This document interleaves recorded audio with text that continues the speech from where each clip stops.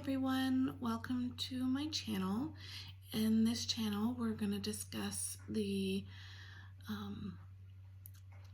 process of surrogacy in Canada. So I knew as of 8 years old that I was going to be a mom. That was my biggest thing. I got a Cabbage Patch Kid for my birthday that year. It was the thing then. I know it's not now, but it was a thing then. And I would bring it everywhere. We had matching jammies, matching watches. I had her name on the adoption paper as Gertie Tanya, but when she was bad, I would call her Gertrude. And I love this little doll. It's silly, but I was 8 years old, and back then that was more acceptable than being 8 and liking dolls now, unfortunately. I think children should be able to be children for as long as they need to on some level. There's nothing wrong with playing with dolls. However,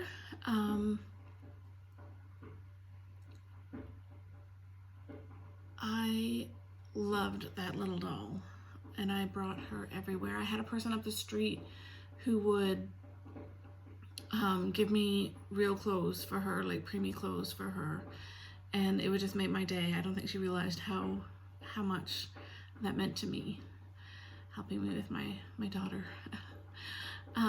So being a mom is, and it always has been, so important to me.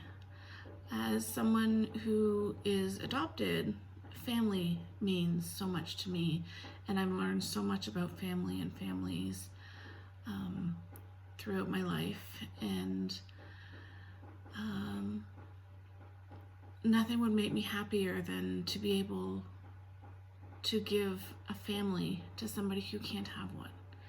I think part of it was I grew up and my adopted mom was like, oh, I can't have children, and that really upset her. Even though she treated the natural blood child a whole lot better than she ever treated us. She treated the dogs better than she treated us as adopted children, but I know that that's not how it is for everyone, and so that makes that a little easier. So I have my own child. I've given birth twice, but I also gave a child up for adoption. It was a sad situation. It was a very hard decision and a hard time in my life. There was a rape involved, so it felt like the right thing to do. There's a lot of extenuating circumstances. So I love my daughter more than anything else in the world. I've wanted her, as I said, since I was 8 years old. She means the world to me. She is a beautiful, intelligent, wonderful girl, and I'd be so honored to bring that relationship that we have, because we were very close, to somebody else who can't have it. So not long after I gave my son up, I thought, I would really like to be able to give a family to somebody, being able to give my son to somebody who could not have children. That was one of the things that I made sure, that this family who took him could not have their own children. And so that, and they couldn't be a certain religion, but we're not going to get into that just because I was a single parent. So I thought about surrogacy before I signed up on a website, but I didn't understand the process. I didn't understand what was going on. In all fairness, this was like 10, 12 years ago. So things were probably different then. Things are definitely much easier now with social media. But I want to take the time to help people who are new to the process, who are thinking about it, but they're not sure, who don't understand how this works. Here in Canada, there's a lot of videos that I came across trying to figure out the ins and out of it from India, which was strange, and the United States, which I expect. So that was great, but I didn't find anything really from Canada.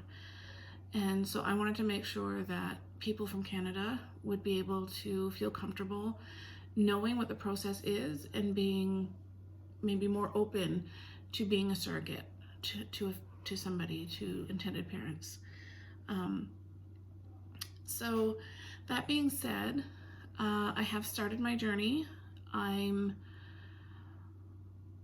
almost at the point where we're going to transfer. We just need to get the final medical okay and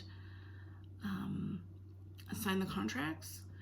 But I'm going to break things down for you from the beginning. But I just wanted to kind of introduce myself and say, hey, this is me, and kind of say why I wanted to be a surrogate. I wanted to be a surrogate to give somebody what I didn't have. I wanted my daughter so bad, and I tried for many years. And I remember that letdown every time I would have a period. And I remember how distraught I would be and devastating it is to be wanting to be pregnant and be wanting your baby so badly, just to find out yet again another month I'm not pregnant. So I have a lot of empathy for these parents. I have a lot of understanding based on that letdown. So I think that might put a little more pressure on me, because if there's a failed attempt, I am going to probably take it quite hard. But I like to stay positive and think that everything's going to work out. I had 2 textbook pregnancies, and both the children turned out perfectly fine and wonderful, as far as I know. But my daughter is absolutely wonderful.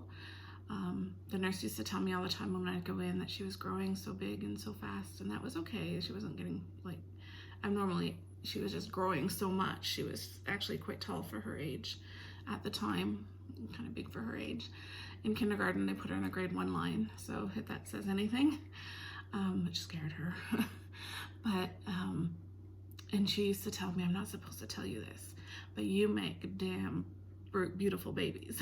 And I'm like, I know, but thank you, because she's absolutely beautiful.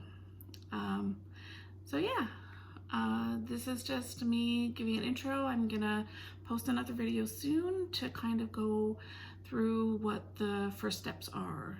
This is just my why I became a surrogate kind of thing, and a little bit about me.